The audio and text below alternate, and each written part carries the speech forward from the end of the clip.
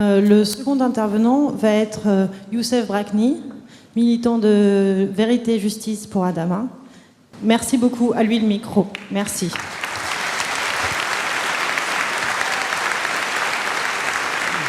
Alors bonsoir à toutes et à tous. Je suis Youssef Brakni, je suis membre du comité Vérité et Justice pour Adama Traoré.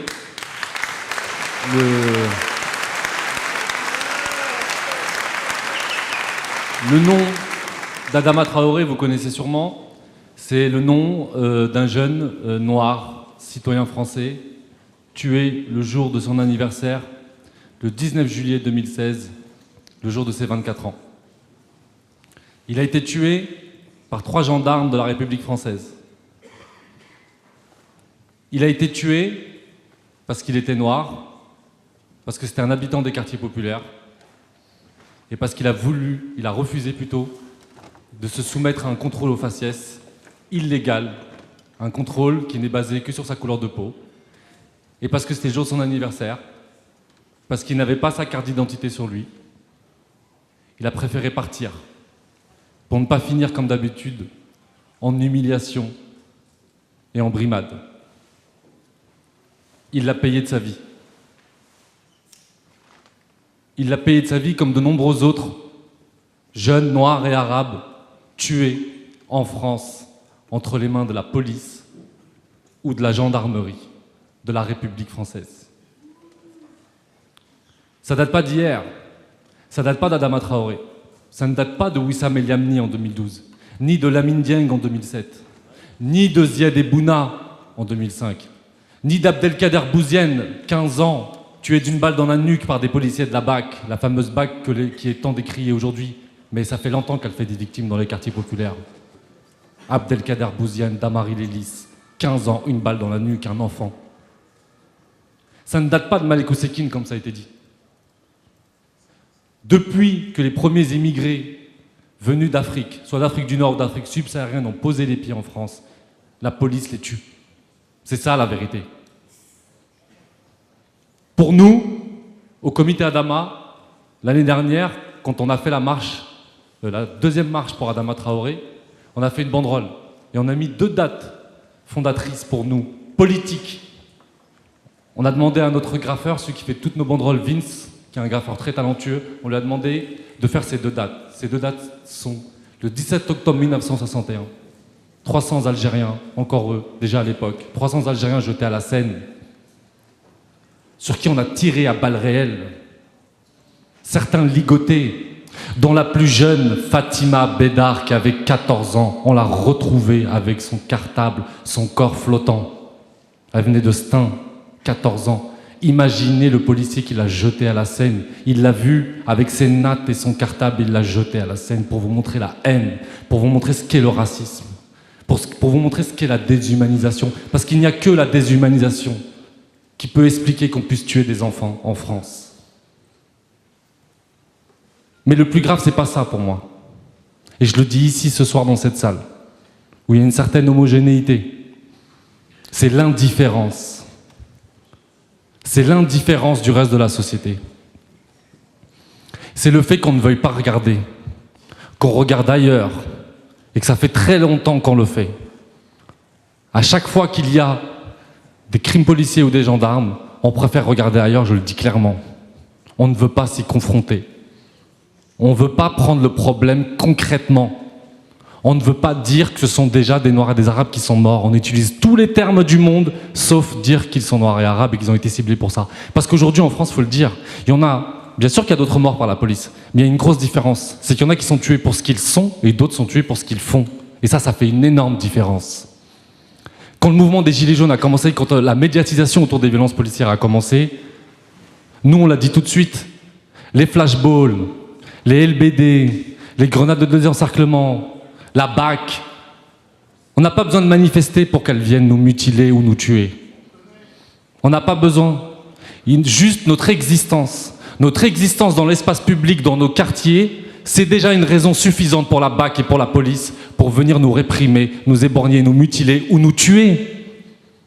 On n'a même pas besoin de se mettre en mouvement, ni de menacer qui que ce soit. C'est juste nous, nos gueules, notre existence qui est un problème.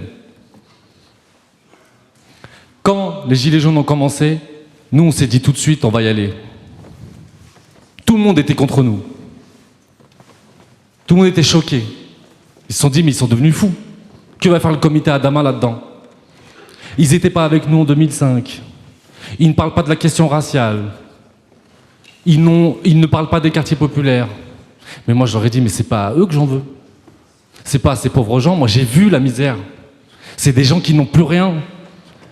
C'est des gens qui ne sont plus rien, qu'on a réduit à rien. Moi, je dis, c'est avec eux que je veux militer, c'est avec eux que je veux me battre. Mon problème, et ça a toujours été ça, ça a toujours été une constante dans ma vie militante, et je milite depuis très longtemps, depuis que je suis adolescent, dans mon quartier à Bagnolet, ça a toujours été la gauche, et je le dis. Toujours été la gauche. Ça a toujours été un problème dans ce pays. Moi, je vous le dis, ceux que j'ai toujours eus en face de moi, qui ont toujours été dans le déni notamment du racisme, ce sont des pseudo-personnes de gauche, des pseudo-intellectuels, des pseudo-partis qui ont osé se dire de gauche.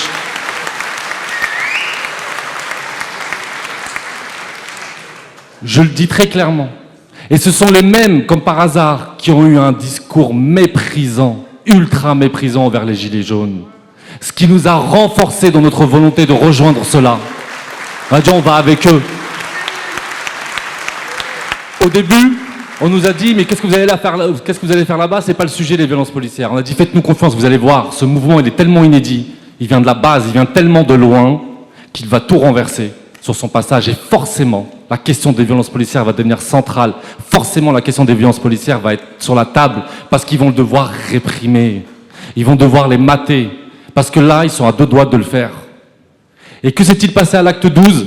Le comité Adama, avec d'autres collectifs de familles de victimes comme Aliziri, collectif Aliziri, collectif Gay Camara, donc tout ça, ce sont des gens, des personnes qui ont été tuées par la police. Et ben, on s'est retrouvés dans une marche où le mot d'ordre de la marche, c'était contre les violences policières. À l'acte 12, tous ceux qui nous prenaient de haut. Aujourd'hui, il faut le savoir, quand on parle d'État autoritaire, il faut faire très attention. Parce qu'aujourd'hui, on parle de dictature, on parle d'État autoritaire, on parle de répression, etc. Mais attention, j'ai l'impression que le fascisme ou l'autoritarisme, c'est une question de degré, ça dépend de qui ça touche. Parce que nous, ça fait longtemps que l'État autoritaire, on se le prend dans la gueule.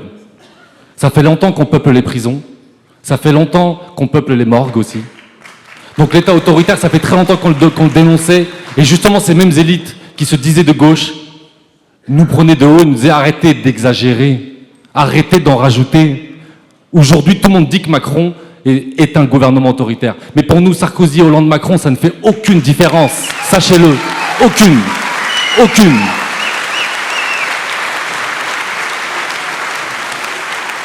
Parce que quand le comité Adama s'est mis en marche, quand il s'est mis debout, quand dès les premiers jours, il y a eu des révoltes, parce que c'est des révoltes légitimes comme celle de 2005, il n'y a pas plus légitime que de se révolter quand un des vôtres a été tué impunément, injustement.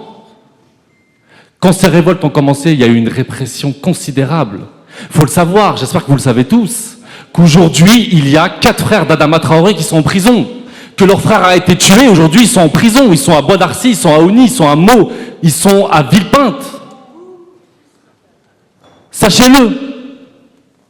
Ils ont perdu leur frère, retenez bien, en 2016. Depuis, ils ont tous été en prison les uns après les autres. Parce qu'ils ont osé se mettre debout. Parce qu'ils ont osé dire non. Et je vous dis pas tout. Je ne vous dis pas tout sur ce que fait cet État à la famille Traoré. Il y en a un qui a réussi à sortir après un long combat. Il n'a que 19 ans. Yacouba Traoré. Il est sorti 2 semaines. 2 semaines après, on est venu le chercher au petit matin. Alors qu'il avait trouvé un travail, qu'il avait trouvé un nouveau logement loin de Beaumont. Ils sont venus le chercher à 2 h du matin pour une affaire qu'ils avaient déjà préparée bien avant, pour le détruire psychologiquement. Bagui Traoré, on fait exprès de le ramener à chaque fois dans la même cellule où il a appris la mort de son frère Adama Traoré. Exprès. C'est ça l'autoritarisme. Qu'on soit bien d'accord, on le vit déjà. Je terminerai sur ça. Le procureur de la République de Pontoise, quand Adama Traoré est mort, il a dit tranquillement, devant BFM TV, qu'Adama Traoré était mort à cause de l'alcool. Mensonge. Grâce à la mobilisation du quartier, des habitants, du comité, il a été muté aujourd'hui. C'était quand même l'ancien chef de l'antiterrorisme à Paris. Il était à Pontoise pour être en retraite. Il a voulu couvrir la mort d'un jeune citoyen français. On a demandé le dépaysement. Aujourd'hui, c'est à Paris. Que se passe-t-il à Paris? On nous dit, nouvelle expertise, on nous dit qu'Adama Traoré est mort d'infection généralisée, comme ça, après l'alcool. Contre-expertise, c'est faux. Ensuite, on nous dit que Adama Traoré avait un cœur trop gros, qu'il avait une anomalie cardiaque, que ses parois étaient trop épaisses. Contre-expertise, c'est faux. Une vraie cardiologue se penche sur le dossier, elle dit non, en fait c'est le contraire. Adama Traoré était un athlète de haut niveau. Elle l'écrit noir sur blanc, cœur d'athlète, c'est ce qui explique les parois épaisses. Ça, ce sont des experts judiciaires, mandatés par la justice. Ensuite, on s'est battu. Nouvelle expertise. Qu'on dit ces nouvelles expertises? Que Adama Traoré est mort de drépanocytose. Pourquoi? Parce qu'il aurait couru 400 mètres en 15 minutes, alors que toutes les caméras de vidéosurveillance disent le contraire, que même les gendarmes ne disent pas ça, mais on a des experts judiciaires mandatés par la justice qui écrivent noir sur blanc « Adama Traoré est mort parce qu'il a couru 15 minutes ». Mais ils vont plus loin, c'est pas suffisant.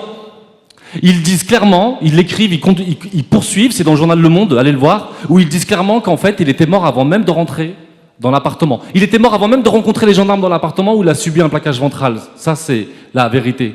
Parce qu'il a subi un plaquage ventral asphyxié, étouffé. Il est mort avant. Ils ont écrit que son état de santé était irréversible. Du coup, on ne peut pas attaquer les gendarmes ni sur non-assistance à personne en péril, ni sur coups et blessures ayant entraîné la mort sans intention de la donner. Magnifique. Expert judiciaire. La France. La République française. Du coup, on en avait marre. Les 4 plus grands médecins spécialisés de Paris, je vous le dis, c'est Nicolas Chaput du journal Le Monde qui le dit, il connaît les noms, ils sont anonymes parce qu'ils sont protégés. Les plus grands médecins, ils ont fait un travail indépendant. Les plus grands médecins, les plus grands spécialistes de la drépanocytose, de la sarcoïsode, toutes les maladies citées, ils ont dit noir sur blanc, ils l'ont écrit, vous l'avez vu là, c'est sorti avant-hier, ils l'ont dit, Adama Traoré n'est pas mort suite à toutes ces maladies. Ils ont dit que c'était scientifiquement faux et qu'on remet même en cause l'éthique médicale des médecins qui ont osé écrire ça.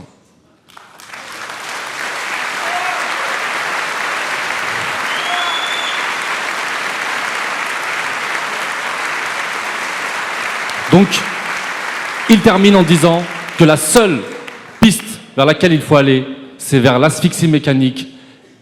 Il faut regarder de plus près les conditions d'interpellation et la technique d'immobilisation qui a été employée, comme c'était le cas pour Lamine Dieng, comme c'était le cas pour Ali Ziri, comme ça a été le cas pour de nombreux autres, malheureusement, tués entre les mains de la police et de la gendarmerie. Et j'espère